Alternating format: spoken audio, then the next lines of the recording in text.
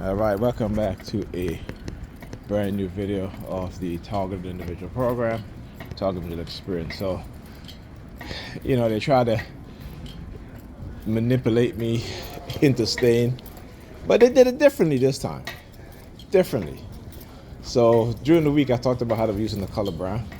Well, they were using the color brown tonight. Pam wearing brown boots, brown skirt, lighter brown top.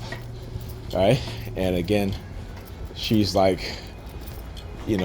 coming there purposely. She coming in there with her skirt, purposely,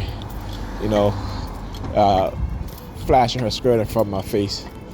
And I'm like, whatever. You know what I'm saying? So after she left, about an hour ago, what you looking at, bro?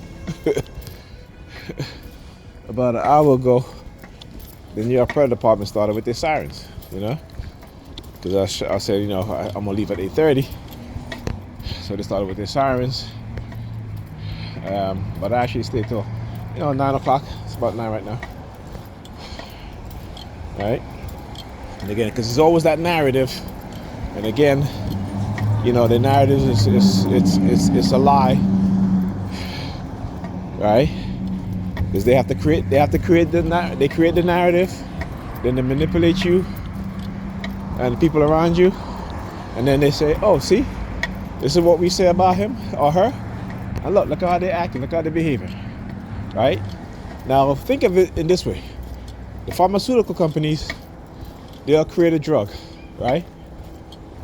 They'll create a drug, and then they'll say, okay, well, this drug is going to treat this symptom and that symptom, right? So they're not creating drugs, particularly psychological and antipsychotic drugs, out of symptoms that they've researched, scientifically, but is what they perceive that they're going to do. So, for example, they say now that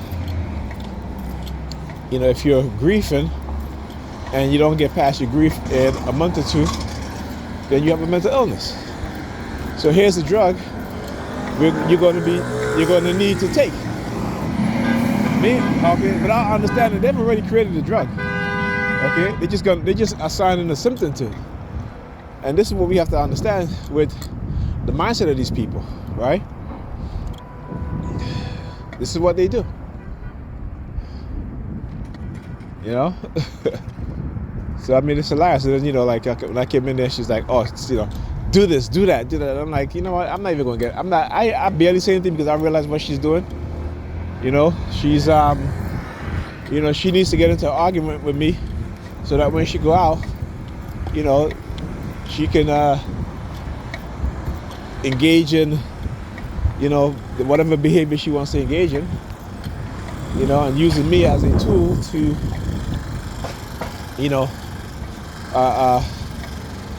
what's the word I'm looking for? Using me as a tool to excite her desire for whoever she's with.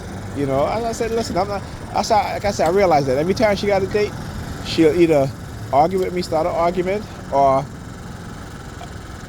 I won't hear from her at all, right? Mind you, I'm watching the kids now.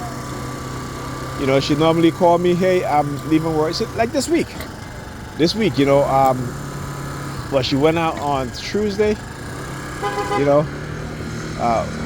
Wednesday she's called, oh, I'm on my way home, blah, blah, blah, this and that. Because she had another date again tonight. And, past couple of days, what was it? Wednesday, Thursday, yesterday, they didn't hear from her. So I'm there. I'm like 7 o'clock. I have to call. I'm like, hey, where are you? Oh, I'm parking or on my way or what have you. And I'm like, well, it'd be nice to call and let me know. You know what I'm saying? And again, I'm not, we're not in a relationship. I'm not trying to check up on you, but out of courtesy. So, yeah. It's hilarious. Her patterns never change. Like I said, I recognize her pattern and I understand her patterns. All right, I'll talk to you guys in the next video.